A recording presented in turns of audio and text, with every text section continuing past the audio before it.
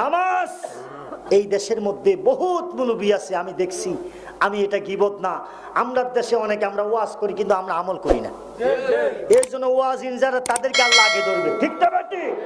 আমরা যেটা আমল করব সেটাই বলবো, ঠিক না বেটি? আমি যেটা করি না সেটা যদি আমি বলি, আপনারাও কখনো আমল করবেন না। এই জন্য আজকের মজলিস থেকে আমরা ওয়াদা করব, যদি এখানে লোক কম হয়, যদি এখানে আপনার জনসংখ্যা কম হয়, আমরা একটা দাবি করবো, আল্লাহ আমাদেরকে ইমানের সহিত আমল করার তৌফিক দান করি।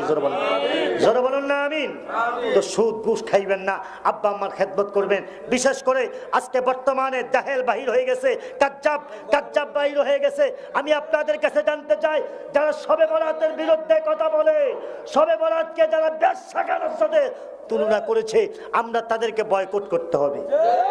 রাজি আছি কিনা? লাইলাতুল বারাত, লাইলাতুন নিসফি মিন শাবান, যে শাবান তারিখে আমার নবীজি নিজে জিয়ারত করেছে। আমার নবীজি এই মসজিদে নববী থেকে আমার নবীজি এই গুরুস্থানে গিয়েলেন। মা আয়েশা বললেন, ইয়া রাসূলুল্লাহ, আপনি কেন এই জায়গার মধ্যে আজকে মুনাজাত দিচ্ছেন? আয়েশাকে নবী বললেন, আয়েশা, আজকে এমন একটা রজনী, এই রাত্রিতে বান্দা যেটাই চাইবে আল্লাহ সেটাই কবুল করবে। সেটা হলো লাইলাতুল বারাত। আমরা সেই লাইলাতুল বারাত মানি কি মানি না? আর বেয়াদব কাজ্জাব ওই দাজ্জাল বলে শবে বরাত আকরামুজ্জামান নাকি, সে বলেছে, বেয়াদব বলেছে, শবে বরাতকে যদি কেউ আপনি মানে শবে বরাতের রাত্রে ইবাদত করে, তাহলে বেয়াদব বলতেছে প্রয়োজনে বেশ্যাখানায় যাওয়া ভালো। জোরে করতেন না নাউজুবিল্লাহ। কি এটা কি আলেম না জালেম? দাড়ি তো আমার থেকে বেশি, মোটামুটি কথা কয় না, দাড়ি আমার থেকে বেশি না। দেখতে আমি তো নামই শুনছি, গত পরশুদিন আমি তার চেহারা দেখছি, একটু নুন নাই।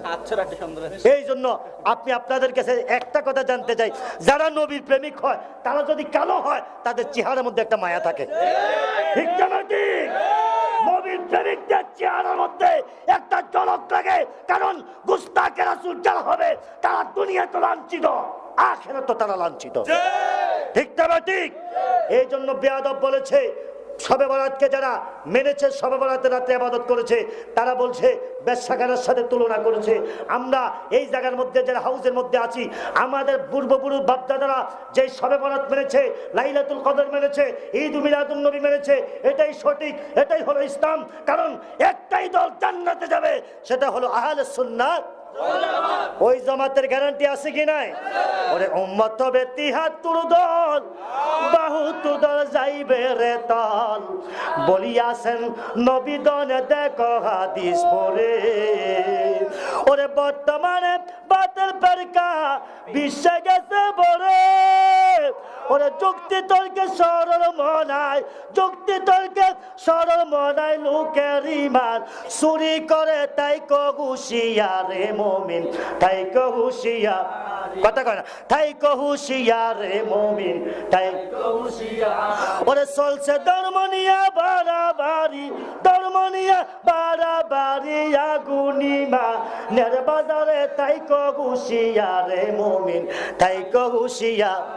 ওরে নবীর তাজিম মিলাদ কিয়াম, আহলে বয়াতের সম্মান করিতে আউলিয়ার সন্ধান বলছে ফরয়ারে, ঠিক না বাটি? এই জন্য তো বাংলাদেশে বেশিরভাগ আমরা ওলি আল্লাহ ভক্ত, ঠিক না বাটি? ওরে নবীর তাজিম মিলাদ কিয়াম, আহলে বয়াতের সম্মান করিতে আউলিয়ার সন্ধান বলছে ফরয়ারে। ওরে এসব কথা শুনলে তাদের গায়ে আগুন ধরে, আসেনি আসেনি। ওরে শয়তানে যেমন বেজার ছিল, শয়তানে যেমন বেজার ছিল আদম সাজদা করিবারে, তাই হুঁশিয়ারে মুমিন, তাই হুঁশিয়ার। এই জন্য হুঁশিয়ার থাকার দরকার আছে কিনা?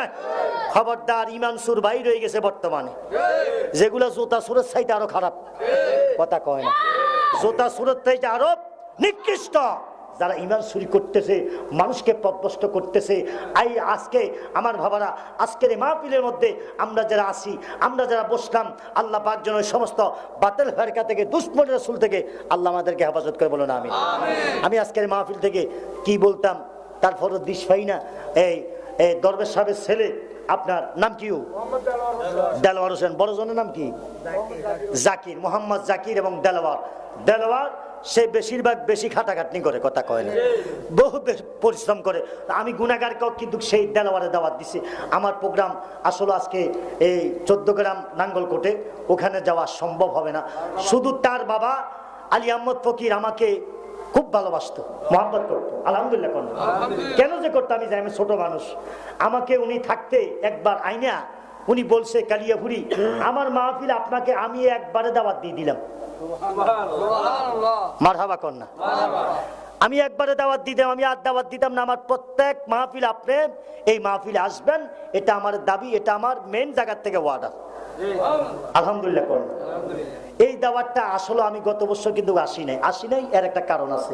তারপরে এবারও ওই প্রোগ্রামটা ক্যান্সেল করছি, এই মাহফিলটা রাখছি। কেন?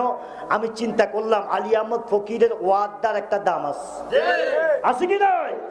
ওলি আল্লাহদের জবান হাকিকতে আল্লাহর জবান, ওলি আল্লাহদের হাত কুদরতি ভাবে আল্লাহর হাত, ওলি আল্লাহর পাও কুদরতি আল্লাহর পাও, ওলি আল্লাহর মুখের জবানের কথা আল্লাহর কুদরতি জবানের কথা জোরে করে সুবহানাল্লাহ। এই জন্য সে ওলি আল্লাহদের দরবারে আসবেন। আমি জানি সংখ্যক কম। এই মাহফিলে উরুস মুবারকে আগামী বছর মাহফিলের জন্য, এই মাহফিলের জন্য আমি একটা প্রেমিক আলী আহমদ ফকিরকে ভালোবাসিয়া, একটা প্রেমিক নবীকে ভালোবাসিয়া, পাক পঞ্জাতনে মুহাব্বতে একটা প্রেমিক আছে নিবেল হুজুর, আমি এই মাহফিলের জন্য আগামীতে 5,000 টাকা নবীকে ভালোবাসিয়া কোরবান করব, ওলি আল্লাহর মুহাব্বতে দান করব। একটা মনওয়ালা দনওয়ালা একটা আব্বা আসেননি, নবীকে ভালোবাসিয়া আলী আহমদ ফকিরের বাৎসরিক উরুসেতে আগামীর জন্য দান করবেন। নবীকে ভালোবাসিয়া একটা প্রেমিক 1 নম্বরে কে আছেন, নবীকে দেখাইয়া দেন। অথবা প্যান্ডেলের বাহিরে যারা